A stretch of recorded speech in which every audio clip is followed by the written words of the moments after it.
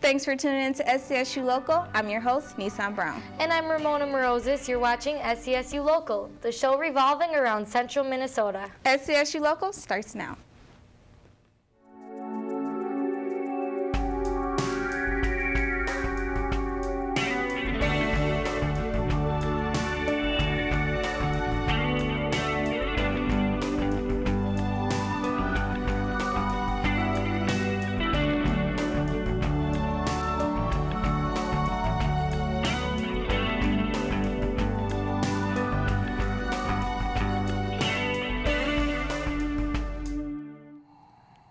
Welcome to SCSU Local, focusing on the groundbreaking new science building, iSelf, that took place on campus on October 27th.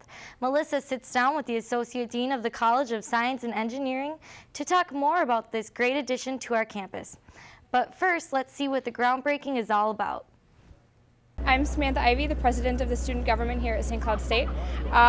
Today we are here celebrating an amazing addition to our campus. It's the new iSelf building. It's the Integrated Science and Engineering Laboratory Facility.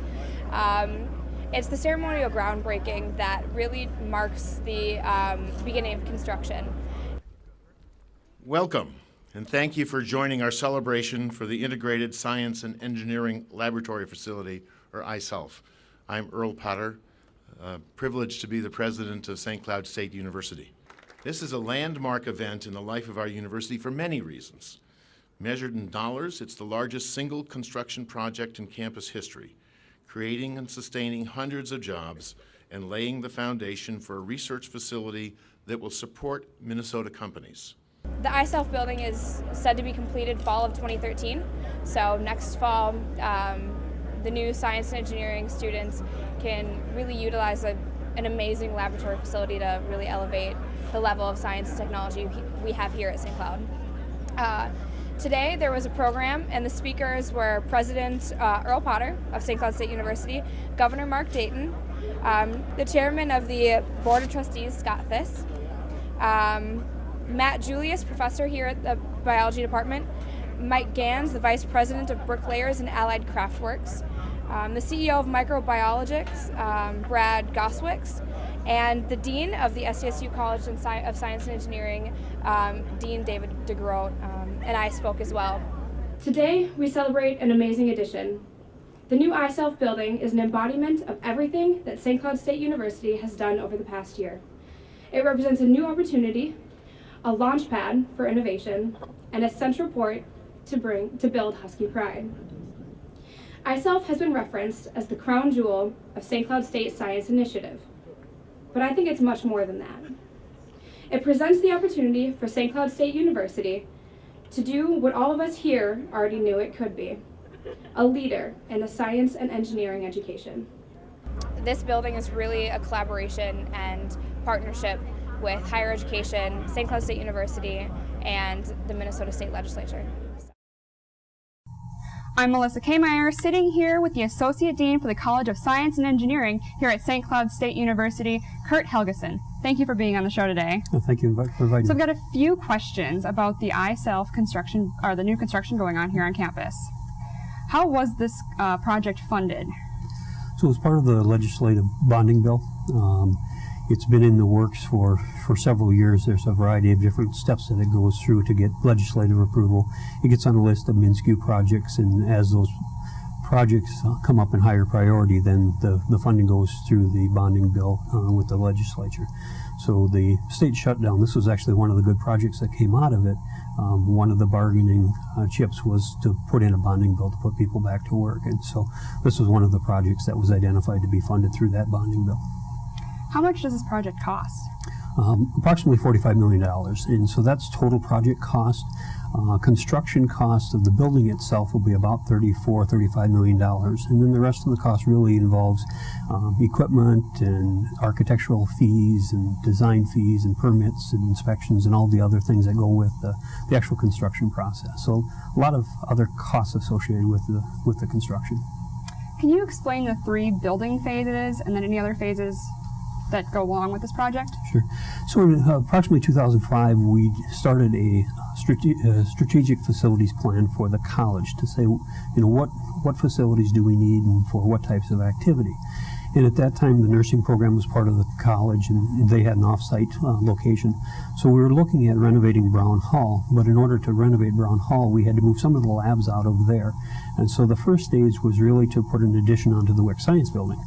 And so that was a 3-story addition that went on, and in there we really have first and second, third year science labs with mostly around chemistry and biology.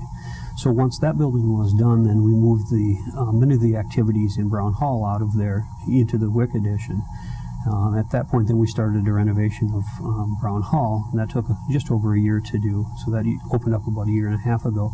And in that area, then we have science education, some optics and imaging area from physics, as well as the nursing was able to come back on campus with all of their clinics and classrooms and offices, and then communication sciences and disorders from that was in the College of Education building moved over into Brown Hall as well. So it's really become a health and human services building around those areas.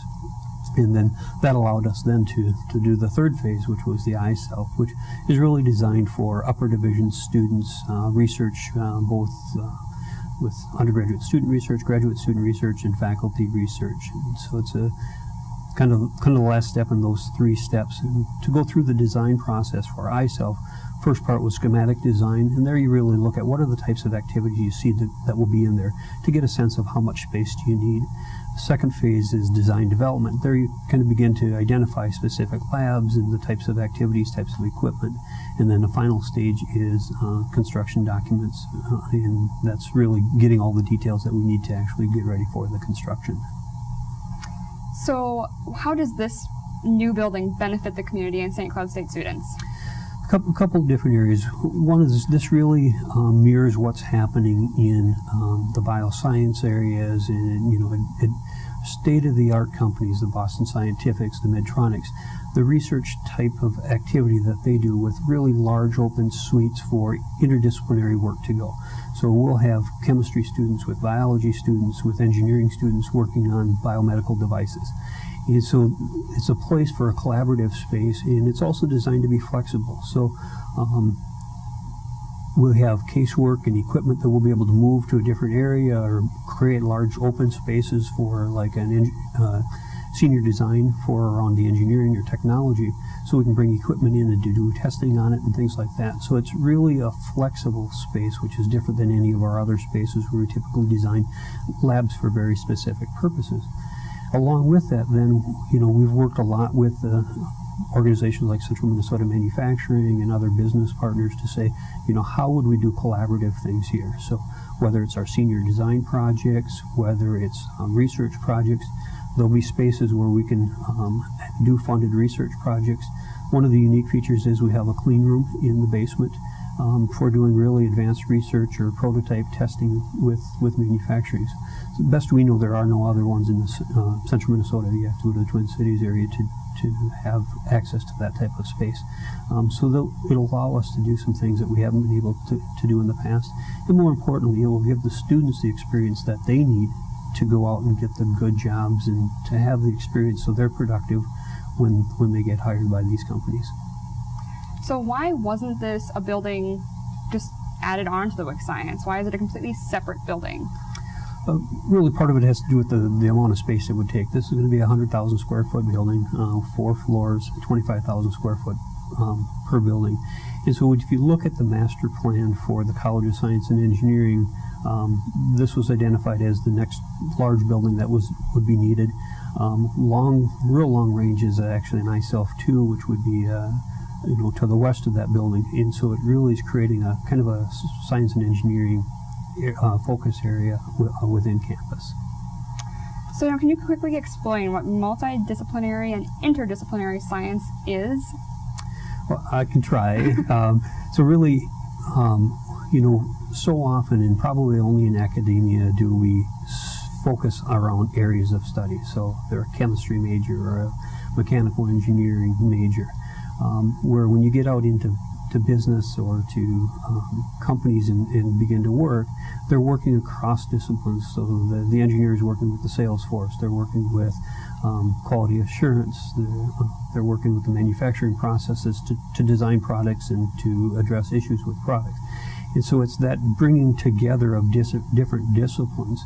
And so a lot of people have been talking about interdisciplinary, where a lot of times it's, I work with the biology and chemistry because there's a connection there. Multidisciplinary is really expanding that to bring in more disciplines. So it's bringing the electrical engineer to work on biomedical devices. So you need a biology person with an electrical engineer to understand how are these medical devices going to work to deliver something around the body. Is this going to offer more degrees or better degrees for students at St. Cloud State that we don't already offer here? It really won't change the programs that we offer. It's really about the experience that the students will be able to have in this space, as well as expand the opportunity for us to do collaborative research with business partners. We also have a space that we want to connect between, for example, the school, the Herberger Business School, to be able to have students who are in entrepreneurial program or business management working with engineering students on product design, and how would you implement that, and how would you bring a product to market. So again, breaking down those barriers not only within the College of Science and Engineering, but across all the other colleges and schools at the university. Well, I want to thank you again for being here today. And the iSelf project is set to be completed in fall of 2013. SCSU Local will have more for you after the break. Today, about 1 in 5 Americans is living with a disability. Over 50 million people, including many of our friends and neighbors, teachers and co-workers, heroes and leaders. 20 years ago, the Americans with Disabilities Act guaranteed every person the right to live, work, and participate fully in the American experience. We've come a long way since then, and we are committed to making even more progress in the years ahead. Visit disability.gov to see how you can help. For the first time since the 1960s, residents of Shoemaker Hall, the oldest dorm on campus, returned to a college to find a newly renovated building. SCSU Local takes you inside for a tour.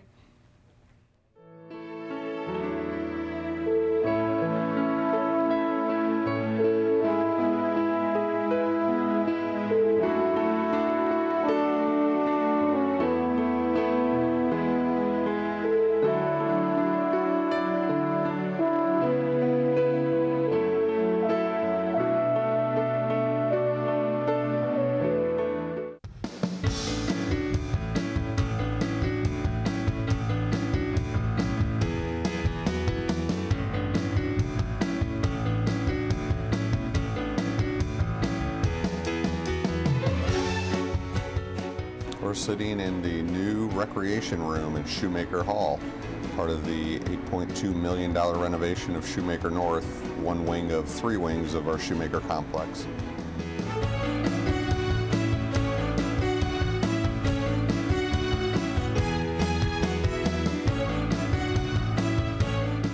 Relocated their large TV lounge. Now they have a 70-inch flat screen, high-def TV in a TV lounge area, as opposed to the old kind of defunct, noisy TV lounge that they had before. We have a technology center in the building now that didn't exist before. We have 3 meeting room spaces for students to do collaborative work outside of classroom. One of those is a smart room so that they can do PowerPoint presentations up on a 45-inch flat screen with all the things that you would find in any of the smart rooms on campus, or in the Miller Center for that matter. So all of that was programmed down here on the lower level.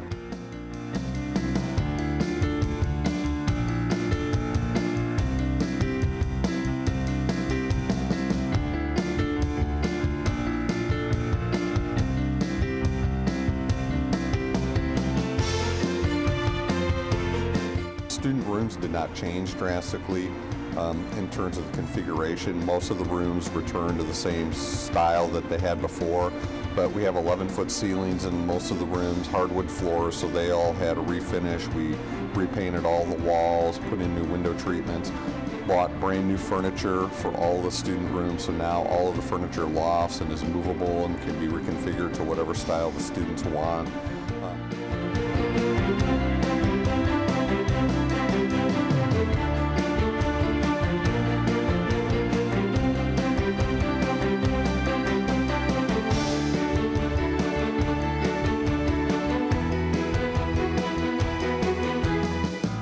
Everything has been completely upgraded, from ventilation to the hallways to the bathrooms. All the facilities have been, there's a new elevator, the lighting is new, things are more modern, and I mean, they really just, it's amazing how the outside looks so old, but inside everything is just completely new. We got these pocket lounges now, study areas, computer lab, everything I just love.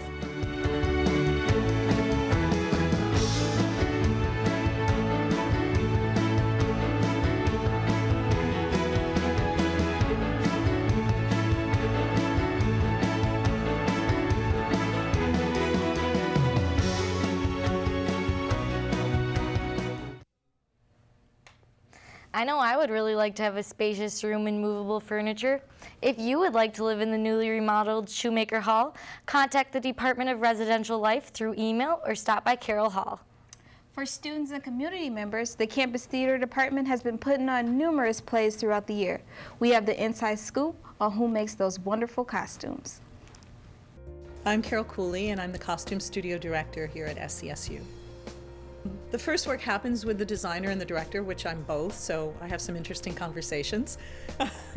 And, but particularly as a designer, what's my response to the work? And then I usually do a little bit of research, and I bring it to the director, and we start to talk, so we have a visual reference from there. And then to move to what don't I know about these characters, to incorporate what the casting is, and what the director's been thinking about for those characters. Sometimes as a designer, I might respond to a particular character and think that they should be really, really thin, and the director has cast the opposite of that. So it's always finding what do these people look like in this world.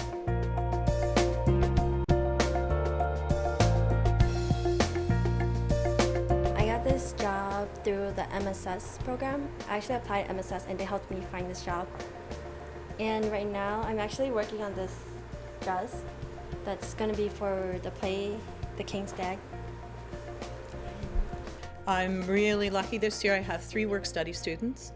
I also have 3 students through Access to Opportunity program, which that's been a whole new development. It's been great.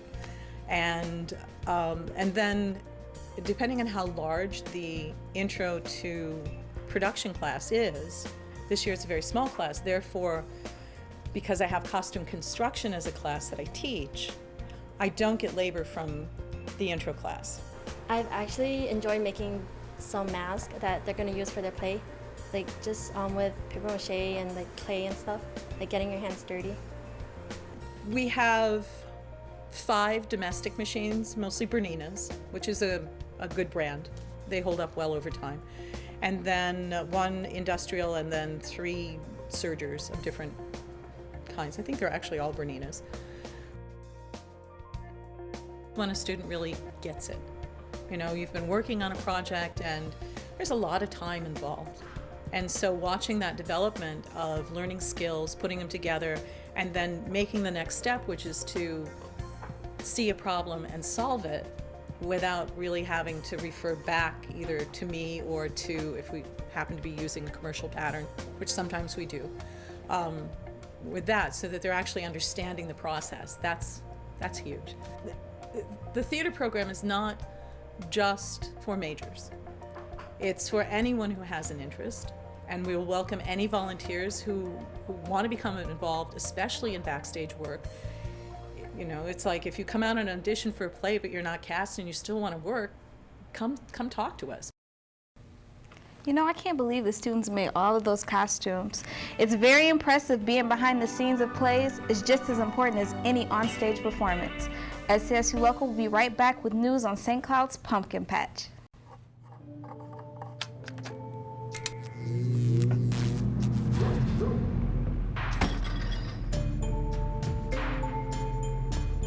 Traditional light bulbs actually generate 9 times more heat than light. Switch to Energy Star light bulbs, and you'll realize just how much cash you are really burning through. Saving energy saves you money. Learn more at EnergySavers.gov. Believe it or not, pumpkins are thought to be native to North America and now grow all around the world, but flourish at Riverside Pumpkin Patch. Many people make pumpkin patch picking a tradition. Take a look at the process of finding that perfect pumpkin.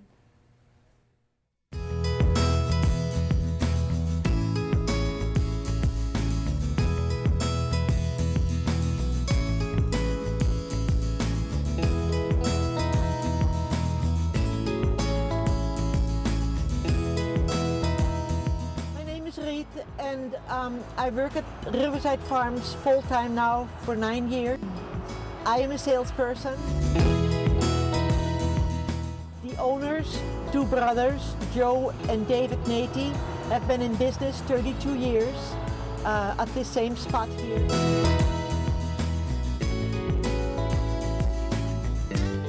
We start growing in February and we open the greenhouse to the clients the last week of April.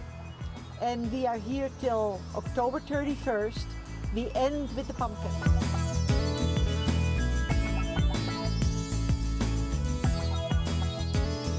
We have the pumpkins in the field. We have a fleet of about 20 wagons, and the people take a wagon into the field, find the pumpkin. Some take an hour, some take half an hour, and it's a very tedious job to some families. And then we weigh them and they pay them up front.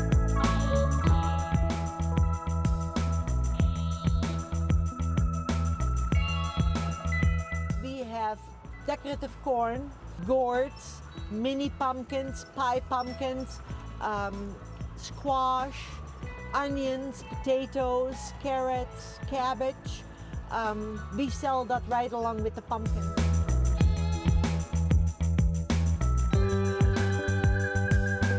We do have hay rides on Fridays and Saturdays. Eric or Brian or Joe will go on the tractor and they take half an hour.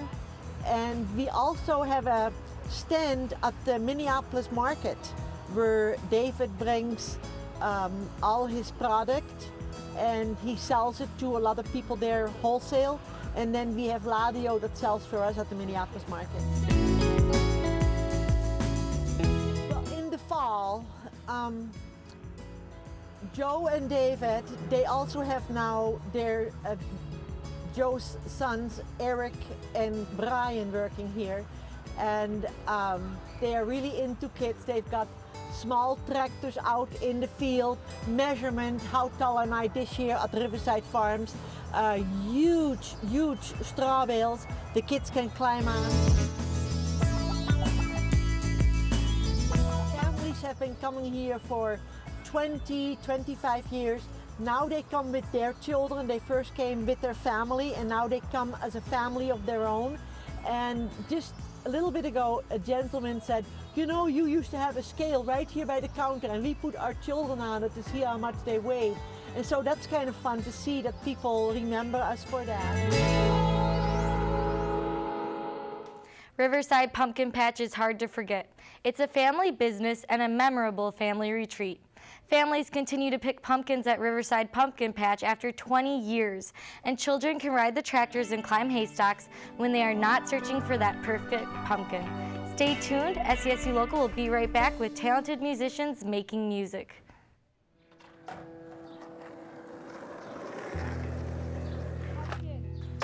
Well, I first started skating with my friend.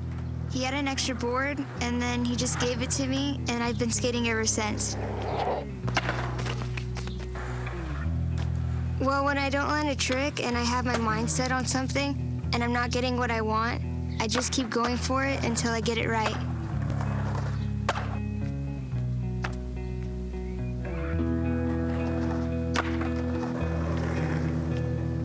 My mom, she didn't go to college, so she wants me to experience that whole thing, and so I could end up getting like a good job.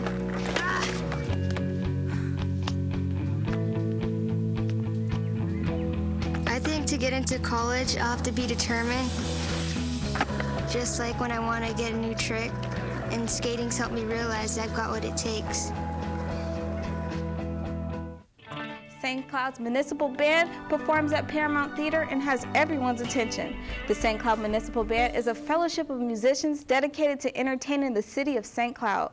Let's hear what they have to offer.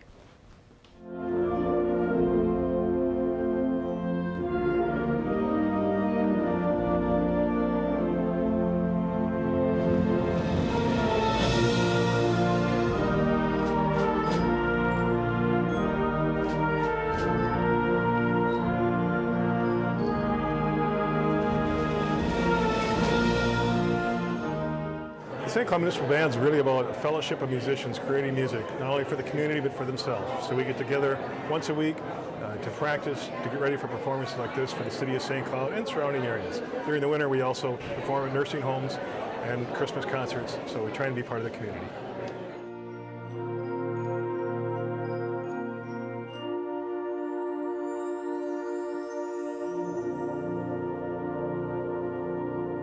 We perform about 24 concerts a year.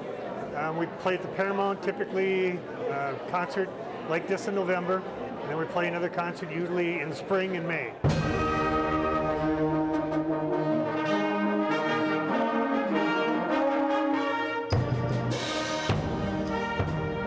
And then we play a variety of different venues. We played at the Memorial Day ceremony at the VA hospital. We played before the 4th of July fireworks in Hester Park by the hospital. We play several nursing homes during the winters. We play joint concerts with one of the area high school bands every year, as well as our regular Thursday nights in the park, Barden Park, during the summers.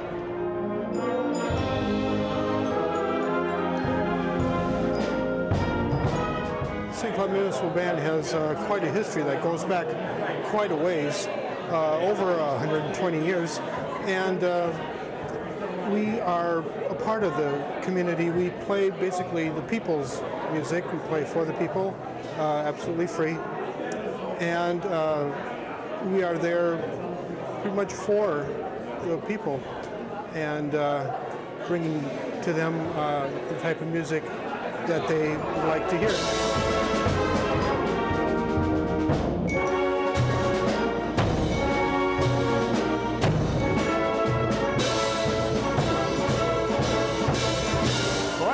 Relative newbie to the band. I've only been there 12 years. We have many members that are in that 30 to 50 year range, and I play bass clarinet. I started being the business manager maybe 9 years ago. I took a 24-year break from playing music after college and just fell back into it. The band itself will be celebrating our 125th anniversary next year. We've survived in many different names, sponsored by many different groups, and now we derive a lot of our funding from the city of St. Cloud, and that started back in the 40s. So it's just been a lot of fun, and it's a lot of fun keeping the organization going.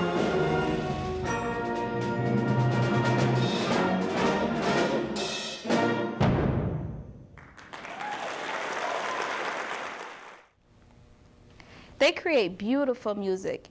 It's nice there's a varied amount of ages. I saw musicians young and older. Next year, the band is celebrating its 125th year anniversary. The organization has been around for a long time and will continue on. We are now reaching the end of our show. Thanks for tuning in to SCSU Local. To see these stories again, go to YouTube/SCSU Local. See you next time as SCSU Local brings you more local news and events.